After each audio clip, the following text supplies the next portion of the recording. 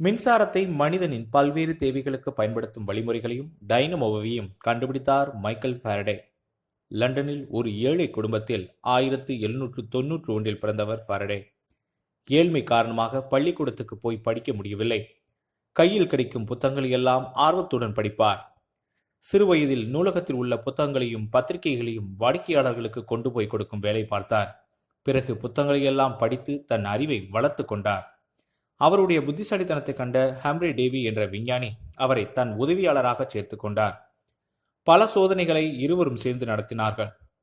தன் 30வது வயதில் சாரா என்ற பெண்ணை ஃபாரடே மணந்து கொண்டார். கணவனுக்கு ஏற்ற நல்ல மனைவியாக சாரா விளங்கினார். மின்சாரம், ரசாயனம் ஆகியவற்றில் ஃபாரடே பல ஆராய்ச்சிகள் செய்தார். காந்தத்தை கொண்டு மின்சாரம் உற்பத்தி செய்ய முடியும் என்று நிரூபித்தார். மின் உற்பத்தி செய்யும் டைனமோ, மின்சார மோட்டார், மின்சக்தியை மாற்றி அமைக்கக்கூடிய டிரான்ஸ்பார்மர் ஆகியவற்றை கண்டுபிடித்தார். அது மட்டுமல்ல, கலப்பு உலோகங்களை தயாரிப்பதற்கு இவர்தான் முன்னோடி. கண்ணாடி தயாரிப்பதில் பல முன்னேற்றங்களை செய்தார். இவ்வளவு சாதனைகளை புரிந்த ஃபாரடே ஏழையாகவே வாழ்ந்து ஏழையாகவே மறைந்தார் தனது 76வது வயதில்.